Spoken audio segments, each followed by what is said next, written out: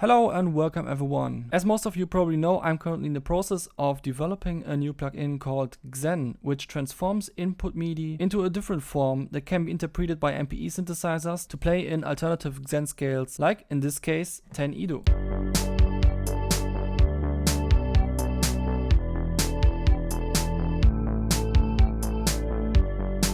Now here's the thing, the drums are kinda thin, a little bit on purpose because they are supposed to sound a little bit retro, but still, what if you wanna fatten them up? Now some of you might know that I made a plugin called Manta for that in the past, which uses 3 parallel bandpass filters together with a dry signal to fatten up the sound of kicks and other drums. Right out of the box, it sounds pretty boomy, but of course we will tweak this setting. And the first thing we are going to do is going into the tuning editor and set the Xen wheel to 10 Edo. So now the pitch values that you are defining will always snap to 10 Edo with the help of the snap button. And we can find a pitch that fits to this kick.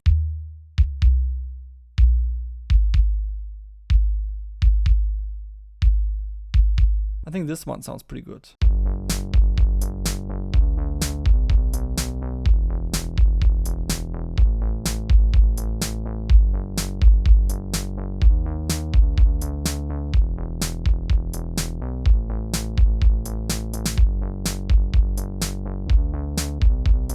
This plugin is better than a traditional equalizer even without the Edo features, because when you turn up the resonance, it extends the sound at this frequency while also giving you the option to change the output gain, which is not an option in most equalizer plugins for some reason. But now with this Xenharmonic context, it gets even more powerful.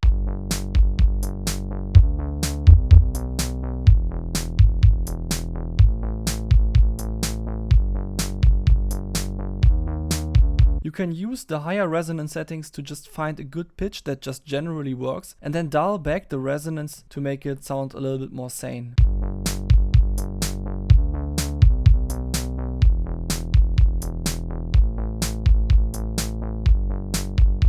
I often use the last filter to just add something interesting in the high end that sounds good.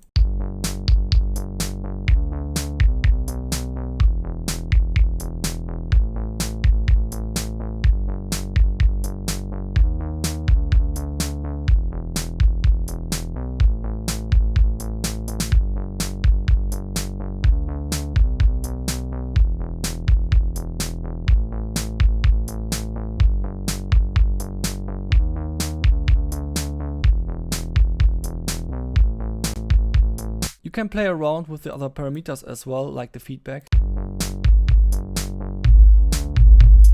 In this case, it's like way too hard, but yeah, that's basically a comp filter. Then you have a bit of saturation as well.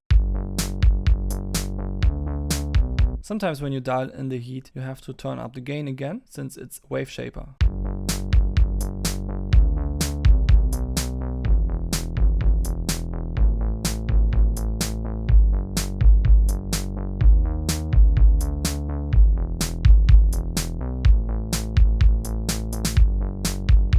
Can be a nice way to control the peaks of the resonant filters. Sometimes I also like to dial in this parameter, especially on the high end. Ironically, because this plugin doesn't have oversampling and this parameter just introduces aliasing, but on something like a kick that can sound pretty cool sometimes.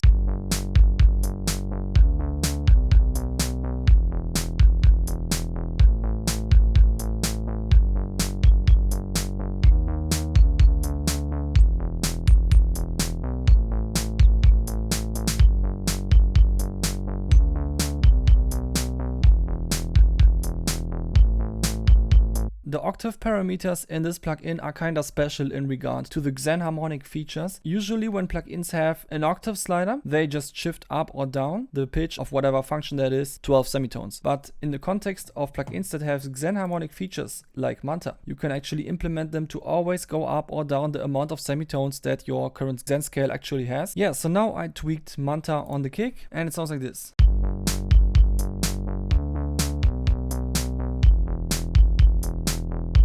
Shall we also try it on the snare?